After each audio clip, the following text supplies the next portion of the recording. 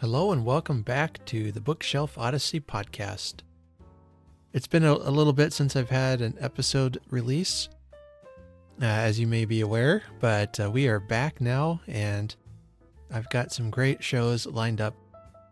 Today I have a couple of very special guests on from the Dark and Stormy Night podcast. I'll be speaking with Dark and Tracey Stormy. And we're going to talk mysteries today. So do you have a favorite mystery novel? Do you have a favorite mystery writer? Do you have a favorite mystery genre? These are the things that I'm going to discuss with Anne and Tracey.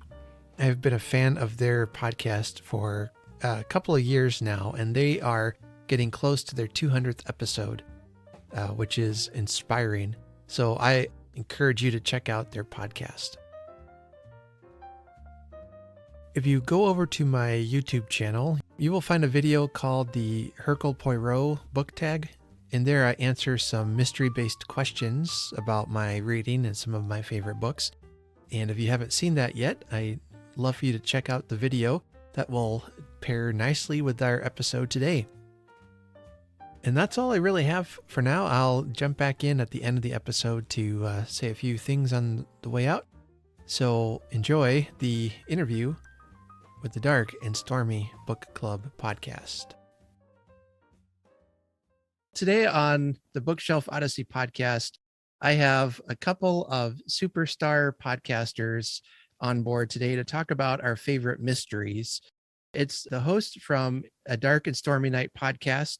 Back in the day, a couple of years ago, I came across their podcast and really loved what they were doing and what they were talking about. They are in part what inspired me to start podcasting, especially talking about books. So I want to welcome to the Bookshelf Odyssey podcast. Welcome, Anne and Tracey. Thank you. We are very happy to be here. You two have turned my TBR reading list into just an unimaginable length that I don't think I'm ever going to get around to finishing before I die. So thank you. We won't either. So okay. Well, I'm in good company then. yes, you are. All right. Well, why don't you two go ahead and introduce yourself? Tell us a little bit about your podcast and how you got started doing that. Well, I'm Anne Dark. And I'm Tracey Stormy. And Tracey is actually my daughter. And we started this podcast going on almost 4 years now. And we always were big mystery readers. And whenever we got together, we would end up talking about books. And one day Tracey said, we should try a podcast and talk about books. And the rest is history. But it goes deeper than that. Yeah. We come from a long lineage of mystery readers, of readers in general, but my grandmother, Anne's mother, instilled in us the love of reading a really good whodunit. That's for sure. She started me reading Agatha Christie when I was about 12, I think. Oh, wow. And I read them all. I used to own every book she ever wrote, but I've since gotten rid of some. That breaks my heart, but I did. Sure. But I raised Tracey to love a good mystery too. And then I have a son who is a huge reader also. He reads a little bit of everything, but I'm just happy that I have a child that likes to read. I have 3 kids. My oldest just started college this year, and my boys especially. I have two boys and then a daughter. She's my youngest, but my boys especially we could not keep books in their hands. I mean, they'd read them so fast, and they tore through the children's section of the library. And like, once they found the book they liked, it was like igniting their imagination, and it just took off. It was so, as both my wife and I are bookworms, so It really made us happy to see all of our kids reading and loving to read so much. So my daughter is a little more active. She likes to maybe play games more than she likes to sit and read, but she's a good reader. Her teachers are always impressed with her reading ability. So Yeah, unfortunately, with the technical age, reading's really not becoming much as popular as it was before, especially with younger ones. They want instant gratification. So they see the movie instead of read the book, which is always a mistake. right.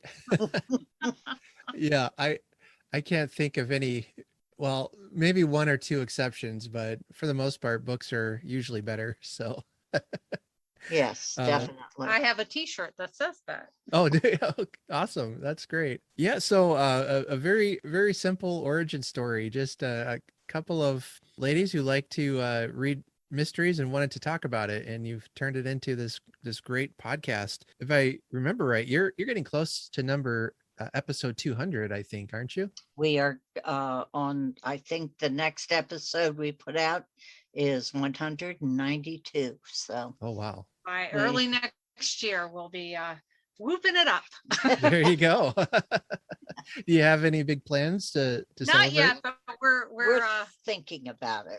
we always take a little time off at Christmas to Sure. kind of just be with our families, and that'll be the time we'll probably sit down and say, okay, how we going to do this up? Mhm. I know I started listening before you hit number 100. I'm not sure how early before that. Might have been around the 80s or so, but yeah, I remember when you hit number 100. I thought that was pretty neat. So all right, well, I wanted to invite the experts on today to talk about mystery, the mystery genre. I grew up devouring the Hardy Boy books. Those are the books that ignited my love of reading. And mine too. Oh, yours too. Great. Yeah. I like the Hardy Boys better than Nancy Drew because they just got into more difficult situations. Oh my goodness. Yeah, they did. Yeah. I can't remember which podcast I've shared this on now, but my grandma gave me a Hardy Boy book when I was real young. I think I was maybe 7 or 8 years old, and it was just instant love of not just reading, but of of mystery. The trying to solve the whodunit part of the story. And I still to this day now, 30 some years later, I'm still, I try to figure out the crime before the detective does, and not always successful, but Right. I've heard that defined as you're either a story reader or a puzzle reader. Mm. Tracy is more a story reader, and I am the puzzle reader. I have to figure it out. I have to know and see if I'm right at the end of the story. Mm. And I have a pretty good track record, I think. Oh, good. I have a very poor track record. I unless it's really obvious, for the most part, I get caught up in the story, even though I'm trying to figure it out. But then it's like I can't think ahead. I don't know. It's weird. I don't think I've read all of Agatha Christie's work yet, but I've never even come close with her. So try to solve those. One of the questions I was going to ask is what was your first introduction to the mystery genre? So, and for you, it was Hardy Boys. Hardy Boys and then Agatha Christie. Agatha Christie, yeah. My mother got me started reading those at about the age of 12 and never looked back. Yeah, and then you were in good position to hand those off to Tracy, right? Yes. I had a collection of the Nancy Drew books, and I went through those really fast and was kind of not disappointed, but just not, I don't think I was challenged enough. I always read on a little bit higher level than I probably should have. So I started reading the Agatha Christie's, but then I also started reading Edgar Allan Poe, and he really is the first mystery author. Right. And I loved, what was the detectives Default. We're probably butchering that. Yeah. And, but anyway, I loved those. And I found that I liked a good story that involved, probably another thing that was above my level was a little bit of gore and a little bit of violence. So I just needed some excitement in the books, and you're not going to get that with a Nancy Drew. Right. Yeah, those are as exciting as they could be. They were usually pretty clean overall. So yeah. Well, I wanted to talk to you about all of our favorite genres in the mystery genre. I mean, one of the things I like about a mystery is it can go in so many directions, and different styles of mystery. So, Tracy, why don't you go ahead and go first and just tell us about your favorite mystery genre? Well, I actually, I when you posed that question, it came down to a tie. I really will devour any of the Sherlock pastiches. There's very few that I don't like, but I would say my favorite is Bonnie MacBird's take on Sherlock. I swear she's channeling Conan Doyle. She just does such a good job. I don't know if you've had the pleasure of reading those. I haven't.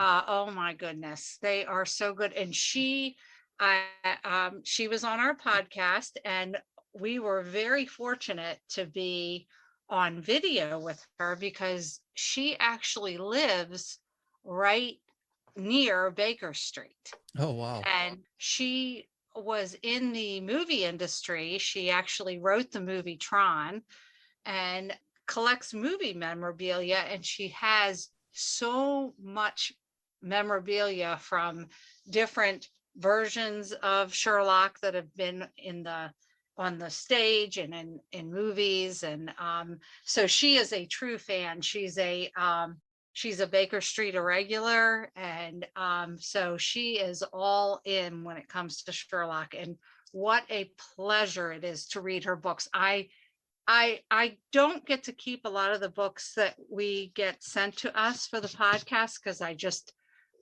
my husband would have to move out because we just have so many books. Yeah. But hers I keep because I just absolutely love them.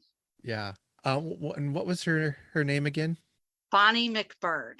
Bonnie MacBird. Yeah, I don't think I'm sure I heard that episode because what you were saying sounded familiar. But yeah, I don't think I've read her yet. Yeah. She is excellent. I believe there are 3 books. Yeah, the last far. one was 3 locks. Yeah. Okay. And then briefly, my other is any kind of unreliable narrative. I love them. It started with Gone Girl, and then Woman in the Window, the Girl on the Train. I just not knowing where the story is going to go, because once you read so many mysteries like we have, there's almost like they're formulaic. You can kind of see, okay, well, this, pretty soon somebody's going to die, but with those, you just do not know what's coming next. And I kind of need that after reading so many. Having to read so much, does that sometimes take away the pleasure of the mystery, or do you just love it so much, it doesn't matter? Go ahead. I am the big reader. I will read a book and then say, you ought to read this one. Yeah. Well, she's also retired. I'm retired, right. And I work about 50, 60 hours a week. So. and I sit, my husband is retired also, and we just kind of live a quiet life. And I read every day for at least 5 or 6 hours. She does. But it doesn't take away. I can spot a book that I'm going to like within the first, I would say, 4 or 5 chapters. And and there have been some that we get sent, unfortunately, that they just don't make the cut. We just can't get to, they just they don't flow. And sometimes the subject matter is it just doesn't jive. And we will not, we will never trash a book on our podcast. Right. But it does not take away the joy. When I just read one the other day that if I had gone by the cover, I probably wouldn't have picked it up. But because I was sent and it was on my list, I was so thrilled. It was one of the best books I've read in forever. And it's just such a joy when you find a good book by somebody you might not have read otherwise. I just love it. Oh yeah. Yeah. I actually just came across a book like that, but I'll talk about mine in a minute here. But so Anne, what kind of what's your favorite genre, and what books would you recommend from that? My favorite genre is historical mysteries. Okay. I especially like the Mary Russell. Oh yeah, by Laurie R. King. Those are excellent. Those are also sort of Sherlockian. Yes, right. And I like the Gaslight series that's written by Victorian Thomson, and the what was her name? The Churchill secretary. Yes, Susan Elia MacNeal. I'm sorry. Oh, little Freudian slip there. Her Maggie Hope series, Churchill's secretary. Those are wonderful books. And I'm just a big history fan anyway, in other areas, but these mysteries they just speak to me. I don't know if I am in the wrong century of living, but I wouldn't want to live then, because then you think about the sanitation and other things that go. Ugh. Yeah, exactly. but the whole, just the glamour of it, I think, is what gets me. I love so many of them. I like Rosemary Simpson's. She has a series with a woman.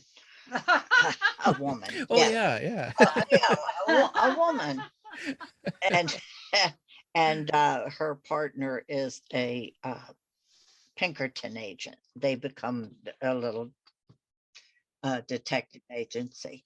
Those are very much fun. That's just my thing. When I see a historical mystery come through the thing, I go, oh boy, here comes a good one. So I just love them. But to be honest, we read everything from hard-boiled detectives to technos, futuristic. Yeah, we've read some futuristic ones, some sci-fi mystery type things, and to be honest, we really love them all. But if we had to, if they said you can't read anything else, I like a good cozy. Tracy's not the biggest cozy fan. Yeah. I think cozies are fun. They're just lighthearted. If you want to spend a day at the beach, a cozy is a great way to read. But like I say, the historical, but there are so many genres out there: detectives, hard-boiled detectives, and amateur detectives. So I just started reading a Test of Wills by who is that now? Todd, Charles Todd.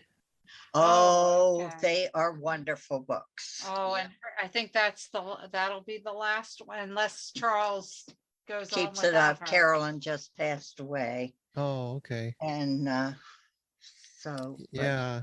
those Um, are those the Rutledge books or the Rutledge. Yeah.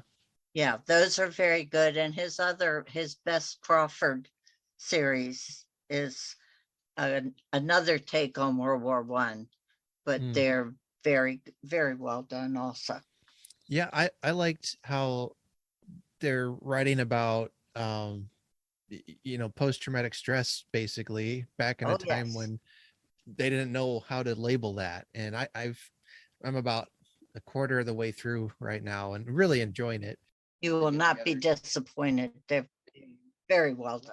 I like history, but for some reason, the historical mysteries, maybe I just haven't read the right ones yet, but this one, I was a little hesitant, but I started reading it and I'm like, oh, this is really good. So They are very good. Both their series are very good. my favorite genre, I mean, I have a lot too. I like everything. Well, my favorite is probably the cozy mystery. But I enjoy a serial killer type story just as well. Yeah. The two extremes there. But That's okay. That's okay. A That's cozy with a serial killer. there we go. Now we're onto something.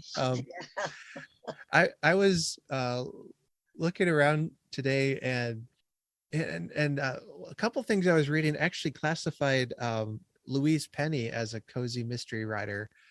Oh, I'm not sure I would do that. I wouldn't No. either. That's, Yeah. no, not Inspector Gamache. Yeah. No, he's not a cozy. No. No. It's like it's almost like it has a cozy mystery setting, but I would Yeah, agree. the town. it's much darker and Oh yeah. at times violent. Yeah, but she's one of my all-time favorite writers. Not she's just very mystery good. writers. Oh man. I got it someday. She's on my list of dream guests to get on here. So we'll see. Have we had her on? No, we have not had her on. We've requested, but we haven't been able to line it up yet. Yeah, She's yeah. on our want to Yeah. interview. Oh my, yeah. Um, I mean, I love humor, and half the time, if the cozy has a clever pun for a title, I'm gonna read it just because. I mean, that's probably a dumb way to choose a book, but I love it. Yeah, I don't blame you. There Oh, are some good ones out there. I went to the bookstore the other day and looked at their mystery section and just saw all of they had like this huge section of cozy mysteries, and it's starting to look a bit like those Hallmark Christmas movies where they all kind of look the same. And and my son was with me and he's like, we should play a drinking game where you have to take a shot every time you see a cat or dog on the cover of a Oh my gosh, you cozy. would be drunk You'd be before drunk you get before you got out of the. before Yeah. one row of books. I know. I'm like, first of all, you're too young to drink. So but yeah, so what I found is find a series that has something you're interested in. Like there are several that are set in a bookstore. There's several set in a coffee shop, that just different themes like that. I know there's some that focus on crafting or knitting or whatever, they have all those topics. One of my favorite series has been the Coffeehouse Mysteries by Cleo Coyle. Hers, I think I like for the characters more than even the mystery. She's got a fun collection of characters, and she runs the main character is Claire Cosey. She runs a coffee shop in New York, and a dead body turns up a time or two on her doorstep. So Well, of course. yeah, and there's an attractive detective that she falls in love with. So That's prerequisite. yep. Must have a policeman to fall in love with. Or can I make a suggestion to your listeners? Sure, yeah. There's a wonderful website, and it's called stopstopyou'rekillingme.com. Have you heard of it? I haven't, but I like it already. Okay, what it is, it's a database of authors and cozies and mysteries. And say you want to read a book about trains, a mystery about trains. Mm-hmm. You look it up on here. It gives you by occupation, by location, it'll list every book that is written by, or almost, I won't say every, but if it's a mystery and it's about trains or a town with trains, or say you want one that's about knitting, there's all the authors that are about knitting. It's a great resource if you're looking for a particular topic or a location. Say you want a mystery that's set in New Jersey, you look up New Jersey and it'll tell you every mystery that's written about New Jersey. So it's a great rease. Wow. I just pulled this up. So much for my to be read list. This is well, I'm gonna just have to end this interview now and go read. So no. Yep. Wow, that's neat. Yeah, I'll be sure to put a link for that in the show notes for folks to check out. You can pull it up just by its initials, ssykm.com. I love a nice organized database. So I have an actual list of books I want to read, and they're all divided into different categories of genre and types. And I'm not really an OCD kind of person, except when it comes to making a list, I guess. So, but it's a great resource. Yeah. Oh, neat. Wow. That's great. I'm going to like that. A book I just found recently, and this is kind of a Christmas related, but it's the Mrs Claus series. There's just 2 that have been released so far. Oh, yes. We actually have one around here somewhere. Okay. We interviewed the author. And she told us about the series. And so she sent it to us. And I haven't had the pleasure to read. Is it good? I really enjoyed it. And it might have actually been, I heard her on your podcast, maybe, now that I think about it. But yeah, I had her on my Christmas podcast because I have a lot of listeners who like to read, the cozy kind of stories at Christmas time. And so, yeah, this is about a woman marries this guy named Nick, and he turns out to be Santa Claus. So that's all like backstory to the first book. So it takes place, it's like her first time at the North Pole, and really worked for me. But, as you know, I'm a big Christmas nut. So that I told her, I said, this is just like you wrote a book just for me. So what's neat is you got the typical cozy mystery tropes, but then it's all set at like the North Pole, and you have elves, you have talking reindeer, you've got snowmen that can move and talk and all this. And this is another one that I probably, again, enjoy the characters more than even the mystery itself. Oh, some books some series, you fall in love with the characters. You don't really care about the story that much. Right. You just want to know what's happening in their lives. Right. Like an old friend. Yeah. And reading that, these are going to be great books to read at Christmas time. And I was really excited to come across those. Well, then one lady I know I heard on your podcast, Vicki Delaney. Oh, yeah. She writes a mystery set at a Christmas store in Rudolph, New York. And then I've had her on my Christmas podcast as well. So looking for those things that interest me, you're going to find them in cozies, and right. You'll find what you're looking for. Yeah. There's another good Christmassy themed story that a series by Heather Redmond, and she writes the Dickens takes on the last one was they're not all Christmas, but they are Dickens related. Yeah. So the last Nicholas one, Nickleby and things like that. And her last one was all about the Christmas Carol murder. And I think the next one is the Pickwick Papers murders. We have that here. So those are fun. Yeah, I know I've read one of those. Among my many interests, Charles Dickens is one of them. So, Oh, yes. but yeah, that's a lot of fun. Well, and then Dickens himself wrote a mystery that he never ended up being able to solve. So Yes. he died before he could finish it, and I'm still mad at him for that.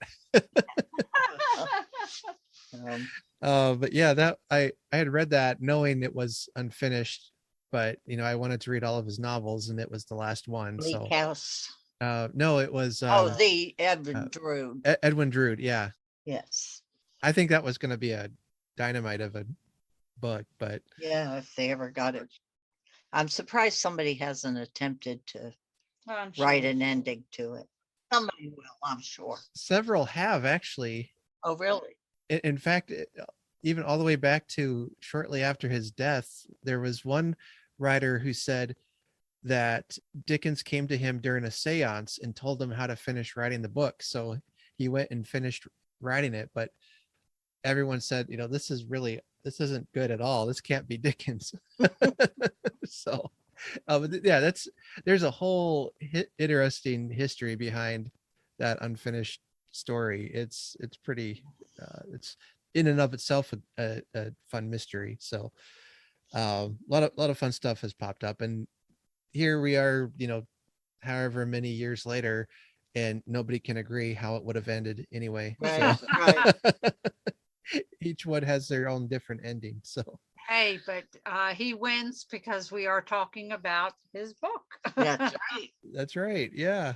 Yeah. All right. Well, any other books you want to recommend real quick that might be a part of your You got favorite about genre? 2 hours? Yeah. Oh, yeah. We could keep you here all night. Yeah. Rhys Bowen's books are wonderful. Well, why don't we talk about what we're currently reading? Yeah, there we go. So what are you currently reading? The book I'm reading I had just finished today. It's called Razorblade Tears. Oh. And it's by S.A. Cosby, Cosby.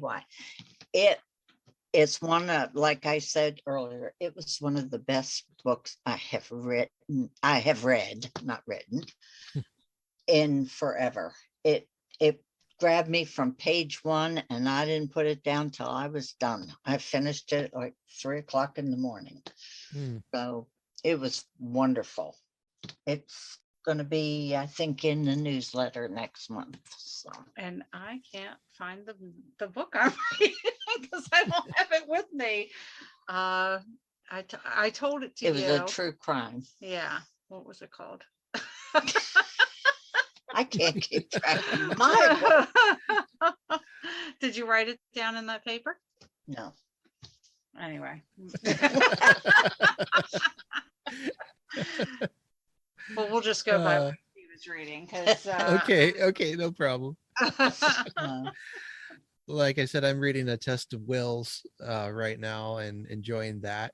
I had Kensington Press had sent me the book Christmas Card Murder by Leslie Meyer, and it has like 3 novellas in it by 3 different authors, and hers was the first one. She does a lot of those. Mhm. Yeah, it looks like she does a lot of holiday themed Yes. collections. So Yeah. hers, I hadn't read her before, and I usually hate jumping into a series in the middle, even if it's written so that you can do that. My brain just says, no, I got to start with book 1. But Yeah, I'm the same way. I went ahead and read it, and I didn't have any trouble following. I think it benefited from being shorter like that, but it was really good, and even brought up some pretty deep themes to talk about or to think about, with like police brutality and somebody who was kind of, what's the word? They were arrested and sentenced to prison, but it was really shady work, and so there's questions around this person if he was really guilty or not, and all these just super deep questions in this story that's set at Christmas time and is pretty charming and cozy on the whole. But then she like drops these huge thought-provoking events near the end of the book, and I'm just like, wow. So yeah, I got to check her out more. Yeah. Tracy found the book. I found the book. Okay. It's Here we go. we have an upcoming episode where we one of our roundups, and we're going to do another true crime roundup. So I needed to read a true crime for the episode, and so I'm currently reading. It's called We Keep the Dead Close by Becky Cooper. And what it's about is back in 1969, a woman was murdered at Harvard University, not at the university, in an apartment near. She attended Harvard University, and she was murdered kind of in a ritualistic fashion. Mm-hmm. And she like, it looked like she was, like being sacrificed to the gods or whatever. And her murder went unsolved for many, many years. And it's a very, very good book. Mm. Yeah. What was it called again? We Keep the Dead Close. That's a really cool title. Yeah. And it's Wow. the woman who wrote the book, she attended Harvard, and she heard the story. It was almost became like a fable. Like did you hear about the woman that was found? And but nobody ever delved deep into it. So she took it upon herself to go really deep. Mm. And the book is very long, but very worth it. Yeah. And yeah. I'm reading one that I was not a witness to, but very close to where I was living at the time, and I knew a lot of the people that were in the book, so it was very good.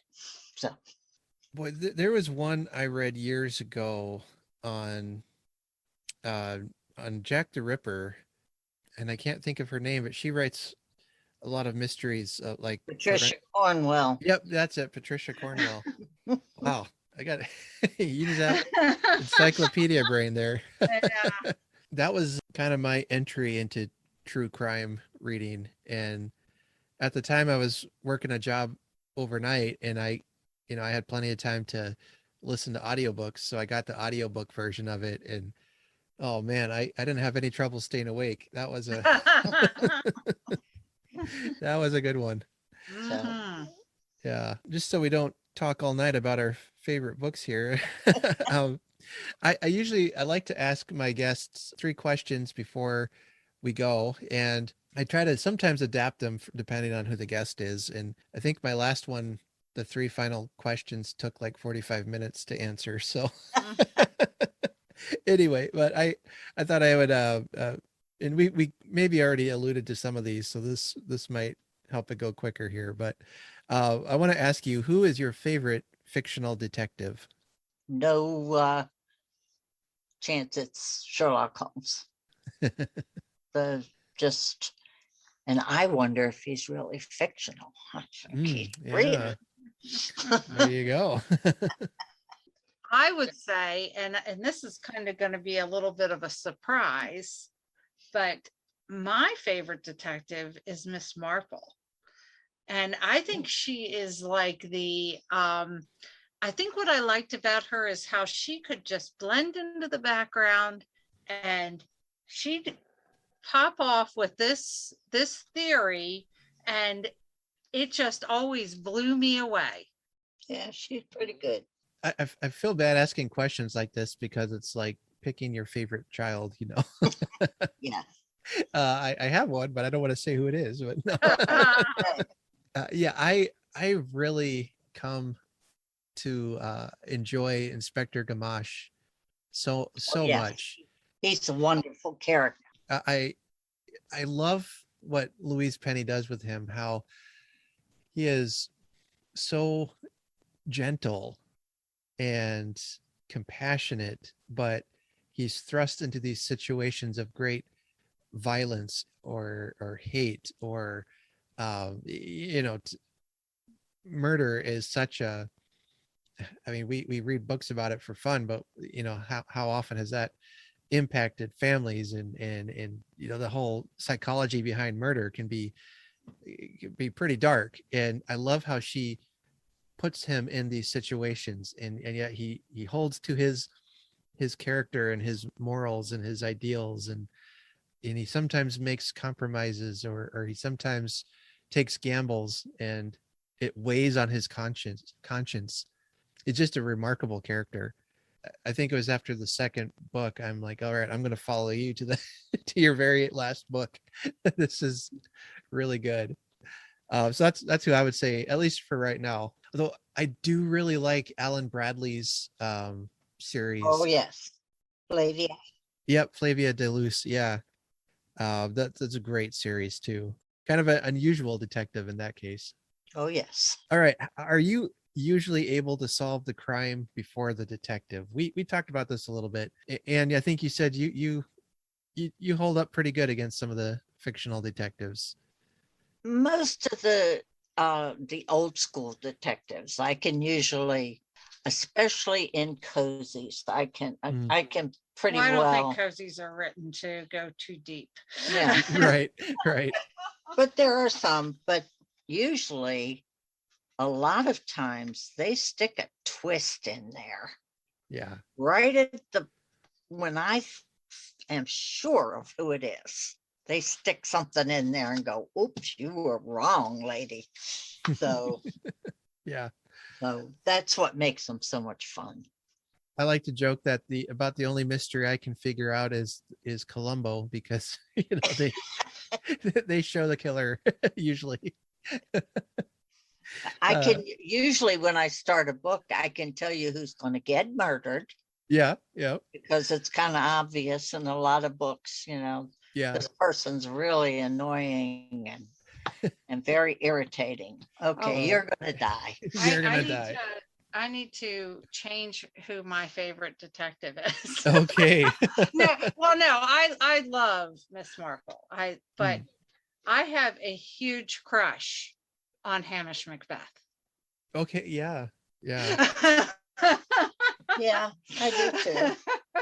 There's too many to choose from. I know. Yeah. His books are great, especially if you get them on audio and you can hear all the accents. Oh my gosh, yes. the audios are the best. And matter of fact, I do listen to a lot of audiobooks because of my hectic work schedule. I would choose the audio any day. Just like actually the Flavia books are the same way. I love the audios on those. No, I haven't listened to the audios of those yet. I say yet. I'm sure now I'm going to get around to it. But yeah, you do. It's worth. Yeah. Oh, but man, this past year and a half, I think audiobooks have just been a godsend. A godsend. Yeah. Being stuck inside and missing hearing people's voices and stuff. It's just been I've really jumped deep into audiobooks this past couple of years. So I hear you there.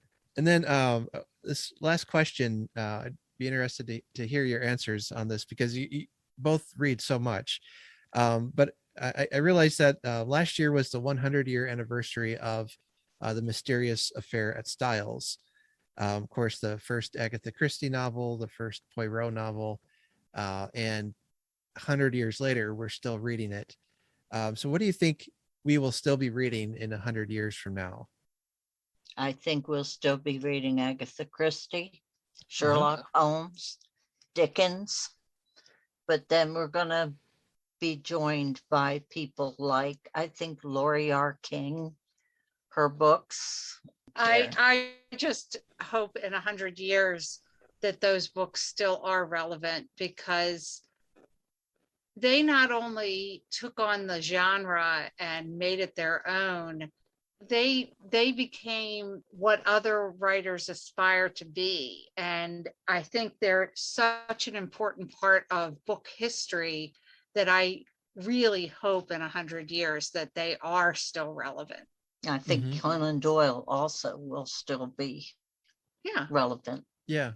So I think the old art is still viable, and I think they'll still be there as long as there's books. Well, Yeah. I know I can only base on my son, who's 22 years old, that he, when he picks up a modern book, he'll read it. But when he reads, like, he likes a lot of science fiction, so he reads a lot of Philip K. Dick, Mhm. and that those are the books that he devours, because they just, it's like butter in your mouth, because it just is so perfect, and they just did it right. Yeah. I've been reading a lot of, 19th century Victorian novels and things this last couple of years, especially, and finding communities of people online who love, Dickens and Elizabeth Gaskell and all these others who wrote some of the first mystery novels and some of the first ghost stories, and and the first in modern time, I guess I should say. But we keep going back to those old stories because, I mean, they're so good, and they're deep. Exactly. Yes, exactly. Well, I got a funny story. So every once in a while, like I said, we get mailed a lot of books, and we truly do give each one of them a good college try. And if for me, if I read a particularly one that just doesn't flow, and there's a lot of grammatical errors and things, I actually will pick up an Agatha Christie, because it's like a palate cleanser. I need it to get back to zero, because like, Yeah. oh, I have to get this book out of my head. Yeah. Yeah, that happens. Yep. Yep. Anne and Tracy, I just want to thank you so much for giving up a Friday night to chat with me about mysteries. I really Our appreciate it. favorite subject. Where can people find your, if you have a website, or where can they find your podcast? Yes, we do. We have Dark and Stormy BC.com. You can listen to every one of our episodes there. You can, and for our listeners who are actually writers, they can also submit their own short stories to be featured in our newsletter. Yes, That's right. that's Dark and Stormy Book Club at gmail.com. If you want to send us a short story, you Yeah, do not have to be a published author. right. Just anyone, published or unpublished. Right. If you have a mystery story, send it their way. Right. And we just ask that it be Under under 2,000 words. right. Okay. So we don't have room for You're for not more, publishing please. books, huh? Right. Yeah. All right. Well, I want to thank you again for coming on. It was our pleasure. We enjoyed it very much. Thank you so much. And you all take care. You too. Oh, I guess I should say before we go, life would be boring without a little mystery. That's Bye. There we go. Perfect.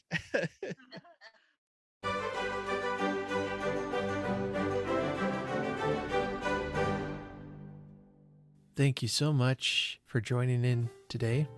If you have not yet left us a review, please do so. That really helps the show out, and it's free. What more could you ask for? Also, be sure to check out our YouTube channel, as I am posting video content there as well. And I'd love to hear from you. Let me know, how would you answer some of the questions we asked today? Who is your favorite detective? Who are your favorite writers? Do you have any favorite mysteries or any recommendations to give in the mystery genre? I'd love to hear from you to add to what we've collected here in the episode. In the show note, you'll find links to all the books that we've mentioned. At least I'll try to put all those books in. I could have talked to those ladies all night long. They are so knowledgeable about the mystery genre, the mystery writers. It's impressive. Be sure to check that out, as well as I linked that website that they mentioned to me about how to find different themed mysteries. That website will be linked in the show notes as well. And yeah, I've already spent some time on it. Well, yeah, go ahead and reach out to me. I'd love to hear from you. You can email me at bookshelfodysseypodcast@gmail.com, as well as find me on all the social medias. The links are in the show notes, as always. So I will be back next week. And so until next time, find a good book and just keep reading. Take care.